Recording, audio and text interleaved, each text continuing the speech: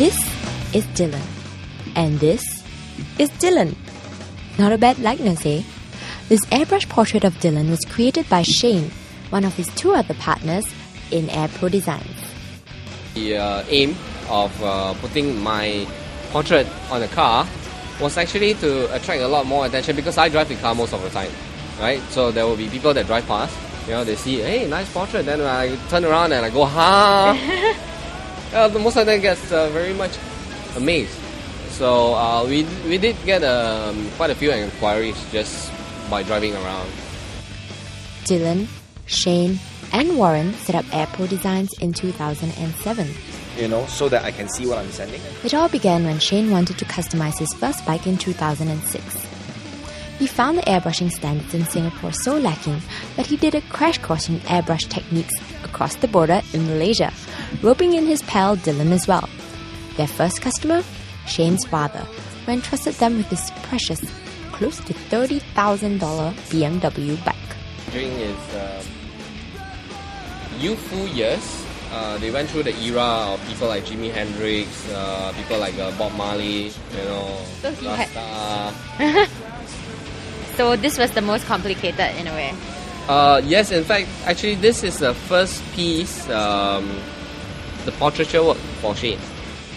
And quite amazingly, and then to his very pleasant surprise, the whole thing came out very well. Ironically, all of us here don't have a least bit of art background. I was a engineer student, so is Warren. He's my ex-poly classmate. Shane is my secondary school classmate, and thereafter he left the poly to join in the fitness industry. Three of us are very streamlined in our own area. For example, the bodyworks, the preparation, the final lacquer is being done by Warren, and freehand airbrushing, which is softer graphics like this, is usually done by Shane. And for myself, I'll be doing much more of those kind. The hard graphics, right, that probably requires a little bit more stenciling, a little bit more taping. I'll be the one handling it. Despite their lack of training, the trio have made a name for themselves in the industry. They have even been commissioned to work on a secret project which we got a sneak peek of. Yes, we have been working very hard on a secret project, which people will get to see once the car is done up during the Asia Cup. The boys will airbrush 4 Porsches for a well-known racing team in Singapore. The cost of such a job? $20,000 for each swoosh ride. The lofty price tag is justified by the amount of time the airbrush artist spent on each car. Doing up the entire car can take between a week and a month. Most of the customers that actually comes to us, they do have spare cars. For the kind of quality and the kind of work that we deliver, honestly, we have to admit we are not exactly cheap. But if the owner trusts us enough, we are very confident we can deliver above the owner's expectations. When we did up the GTR, the owner basically just threw the car to us and say, do your worst. It will ultimately depend on the design, the complexity, how intricate it is supposed to be. For something like this, it can cost anything between 2.5 to 3 grand. Usually it will probably take about a week to 2 for a bonnet. Take for example, the GTR came in to us full black. We had to do everything from head to toe. So that car itself took us probably close to about a month to complete.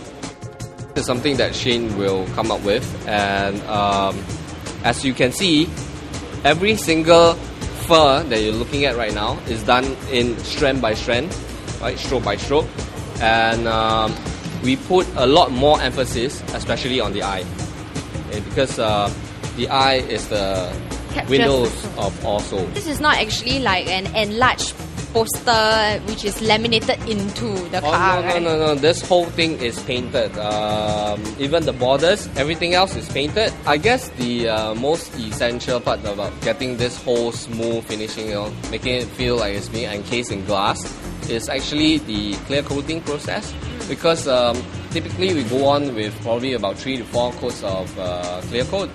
right? Once after the artwork is done, you'll probably feel some bumpy edges. We'll go on with the first layer of clear coat, in which then you will still feel the bumpy layers. What we'll do is that we'll sand it down flat, right? We'll go on with another clear coat, wait until it's dry, sand down again, and then we'll clear coat it again. And then thereafter, we will sand down again, and we'll buff it up. The boys revealed that they have to keep their garage as clean as possible while the coat of paint dries, which means doing full wipe downs of the whole garage every single time they apply a layer of paint. It is also a do or die during the paint process. There is no room for error. One bump and the boys sand it off and start from scratch again. The boys' perfectionist attitude can be seen in even the smallest touches, like painting the headlights, the tires, and even the inside of the caps of the tire pressure valves were painted orange to match this GTR. The bonnet with a leopard design on it had blue chrome borders with a water droplet effect, which looked like real water droplets. Such a bonnet design would cost about $3,000 at least. So who are their customers? Youngest, we are probably about 5 or 6 years old. This kid actually wanted to do a wakeboard helmet. Yes, and the oldest, 50 plus, 60s. Yep. Especially in the era nowadays, everybody wants to have something different. They want to own something that shows their own character. While the cars look cool when they first roll off the garage, how long can such airbrush designs last? We just need to caution owners, Singaporeans, right? Sometimes you will meet people that are more jealous of what you have and they can't have it. So what they'll probably try to do is they'll try and vandalize it. So that is probably something that Singaporean owners will have to take note of, which is why for ourselves, as part of our process, the clear coat that we put on is pretty thick, so that in case there is any scratches that is done onto the bonnet, if the scratches doesn't go too deep, what we can do is we'll just sand it off and we'll just polish it up. Other than that, the artwork can last you a lifetime. The boys insist that stickers are for the hipsters and airbrushing is for those who want to stand out from the crowd and really tattoo their car. Decals is it can be very interesting, but there is one slight problem about decals. It is very easily replicated. You know, somebody, if let's say today you come out with your own custom design, right? Like you like this particular design, you drive it out on the street, somebody just takes out a camera and whoops, you know, and they say, I like this design, I want to have one too. So they can just go down to the sticker shop and just show the guy, and ta-da, they have an exact replication. But whereas for airbrushing, because everything is very customized, so even if you want to have an exact replication, it is almost near impossible, because different artists will probably have different styles, different strokes. So they'll probably look similar, but they won't be exactly the same. Next up, Razer TV learns how to prep a car for airbrushing.